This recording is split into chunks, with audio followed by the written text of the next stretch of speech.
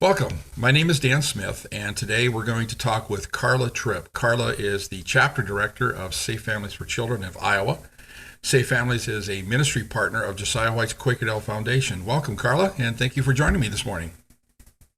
Thank you for having me. Now, Carla, why does Safe Families exist? What is it that you're trying to accomplish through this ministry?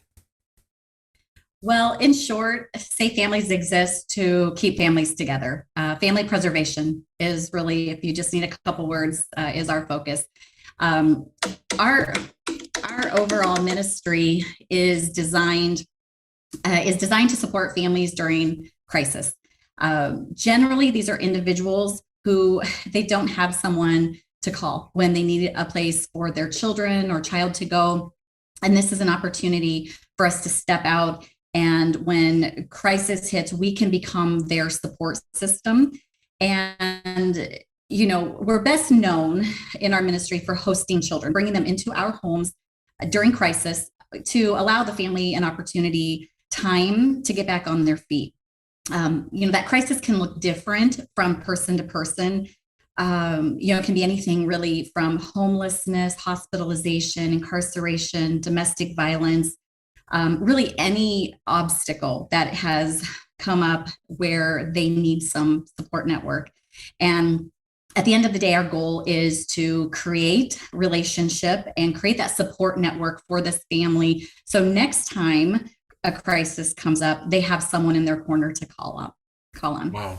As disjoint as our and disconnected as our communities have become these days, I can see where that would be a real benefit for people. So you're there to basically provide support for a family in the event that they've got some sort of special thing that's going on and they could just use some extra help, and they really don't have maybe a built-in network to help them during that point in time. Absolutely, that's correct. And what are the varying lengths of time that you assist that family? Is it just like a day, a week, a month? I mean, what are some of the lengths?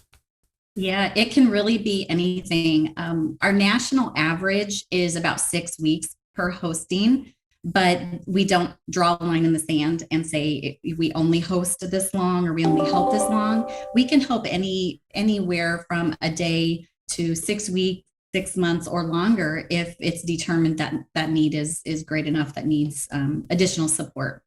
And typically, the initial hosting itself may it's designed to create the support. So we may host, for example, a couple weeks while mom is in the hospital or recovering from an illness, and after that period of time, there's relationship built. So the families tend to just kind of call upon one another. We have host families that actually reach out to the families that they've hosted before and said, "Hey, any chance you need a weekend free? we Wow. miss we miss the kids. We love them, And so we see those kind of relationships created organically, and so those are really special to see when those happen. So we don't have a set period of time, but the end goal is that the hosting is a period of time till the mom or family gets back on their feet, and then from there, we're focused on relationship building. So how are you funded? I mean, what are some of the types of individuals, organizations that are supporting you? Well, we focus on fundraising year round. We apply for grants. We receive donations from individual donors, church support as well. So we're always seeking support financially so that we can keep expanding, especially in a state like Iowa, where we know that the need is here and we have a lot of growth happening. And so getting more people on the ground that can provide that service. So, but yeah, grants are our biggest, coming from individuals and foundations as well, as the church support too. Okay. So really there's kind of three types of groups of people that you're working with. One, the people that need to be served, that are in a crisis or could just use some help. You've got another group of people that are reaching out and says, "Hey, I'm available," and then you're connecting those two together. And then the third group is the group of people that are supporting you either financially or other ways, helping to get the word out. Let's talk a little bit about the host family. let's say that this was really something that I'd like to pursue. What does a host family look like? I mean, how would I go about entering that process of saying, Carly, give me some more information on what's going on. What can I expect in terms of how this looks? Yeah, absolutely. Excuse me. We have host families sort of spread out across the state. We have chapters here in West Des Moines, where I'm located. I also oversee the chapter in Eastern Iowa. We have a Quad Cities area that expands around that area, and then up near Orange City. So when we talk about location, for example, how do you become a host family? It's obviously the closest chapter to you would be the best for you to look into. So you can look on our website. We have different areas you can identify, the location of the chapter, or you can always just reach out directly to me and we can get you connected. As far as central, eastern, and northern Iowa, even a little bit south of us, I'm your contact. So you can always reach out to me and I can get people connected with where they need to be. What it looks like to become a host family, the process itself, we do go through a vetting process that includes background clearances, references, some paperwork, and a home visit from you as we identify it's a safe environment for a child or children. And we have some training opportunities as well to best prepare the family as we work towards that approval process. Okay. Let's say, for instance, that I was the chair of maybe a missions organization through my local church. And this really just sounds like something that might be a real good fit as far as being able to support in many ways, but particularly financially. What would be my first step in connecting with you to say, let's would you come out and give a presentation? How would we start building that relationship as a supporting agency, like through a local church? Yeah, absolutely. Just a phone call, email. They can reach out to me directly. Here we can talk about the needs, the location that they're in.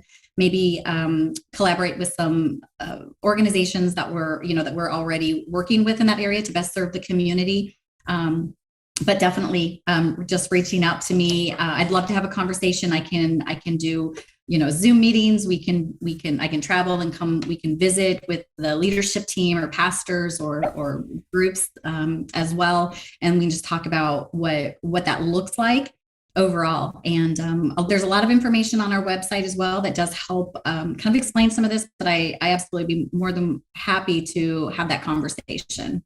Awesome. I'm assuming then that you have some sort of a newsletter or some sort of a subscription that I could subscribe as an individual or organization, so that when things are happening, I can stay abreast of what's going on with you guys. Yes, so we do have a newsletter. You can sign up for that also right on our website, so that you can stay in tune to some of the updates that we have. Also, I send out updates occasionally just through email when something's coming up. And then we have some Facebook pages specific to Eastern Iowa and Central Iowa here in Des Moines, where we post things occasionally as well that are more timely or specific. Sure. One of the things that the foundation is very passionate about is developing collaborative relationships with other ministries to be more effective in serving. This really came to my eyesight when I was pastoring a small church here in Central Iowa. It didn't take very long before I realized that the resources that I needed to support the people that really could use some help were far beyond what our small little church would do. So it would be really nice to have, an organization like maybe say Families that could help in this situation or that situation. So the first question is do you do collaborative efforts like that? And if so, how would I go about trying to develop a professional relationship where you would be actually an extension of what we're doing with the people that we're serving? Yeah, absolutely. I mean, our focus is collaboration. We want to make sure that we've connected with other social service entities throughout the state, particularly where that individual is that we're serving. We're connecting with ministries also, so that we can, in many cases, what we can't do, they can, and vice versa. So we're most effective by working collaboratively in all of our efforts to serve not just the individual, but the entire family, so they can be successful and return to that family unit. So yeah, we definitely we want to branch out, make sure that there are efforts there are made so that we can connect with one another and get that mom or family connected with those services all over their area, whatever those services may be. Typically, they don't just need someone to watch their child for a few nights. There's usually more to it, more underlying issues that have brought them to that point in time. So we want to make sure we can get those services to them. Sure. So it sounds to me like, Carla, that one of the best ways for me to understand in terms of how I could use your organization here in Appleton per se is that you're kind of a ministry that provides some services before things get bad, where foster care or juvenile detention or some of these other legal type of things happen. So it sounds like the sooner that we could connect and get some respite for myself, or maybe some help for myself in terms of learning how to better parent or whatever, it sounds like you're kind of a place to help assist before things get to the point where something major has to step in. Is that a fair way to?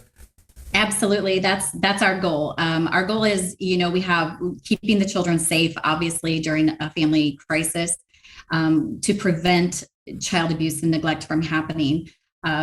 Secondly, we want to step in and provide support and stabilize that family. That's where collaborating with those other agencies or organizations, ministries come in, and reunite the family ultimately. And our focus is trying to reduce the number of children that are entering the child welfare system.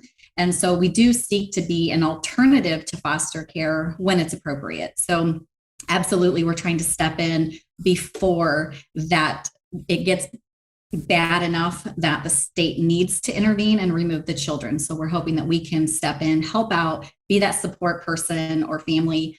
Sometimes it takes one or two families based on the roles and the volunteer roles that we have with the host family, the family friend. And so we can just circle that family with support.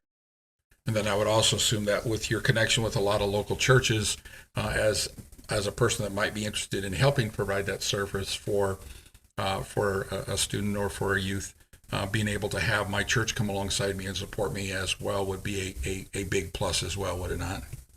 Absolutely. Our goal would be to have more than one individual per church. That way the church is supporting not only maybe the ministry itself and the family we're serving, but the host family and those families that are participating in the ministry. Yeah. All of our children are gone and grown now and are in various parts of the United States. I could really see where this would be a way for me to be a grandpa without necessarily having to be my own kids, it sounds like. Absolutely. It does work out that way. Yeah. Not always planned, but it does happen. And Sure. like I said, those relationships tend to grow organically. Yeah. Yeah. So it allowed me the opportunity, one, to get to know and connect with a family on a regular basis, and then be proactive in saying, hey, my wife and I are going to take a trip to the zoo. We were just wondering if you mind if we took your kids with us, that type of thing. So it's much more of a social help than it is clinical. Yeah, we're not just putting a Band-Aid on something for a quick fix. We're trying to develop that relationship so that it doesn't need a Band-Aid later. We just need to keep that relationship building, and then they will rely on you. You might get a phone call once in a while, and if something does happen, they know who to call. So, and it's great because then they trust you and they've built that relationship, and you do become like a extended family is really the goal. Great. Well, Carla, this is really exciting. I can really see how you're really helping out with the kingdom and how you're helping out with families. And I just really appreciate you spending some time with me this morning. So thank you very much. Yeah, thank you for having me. I appreciate it. Yeah. And thank you for joining me. If you've got any questions or if you'd like to learn more about Safe Families, you can see the contact information right here on the screen, or go to the description of this recording and you can find it there.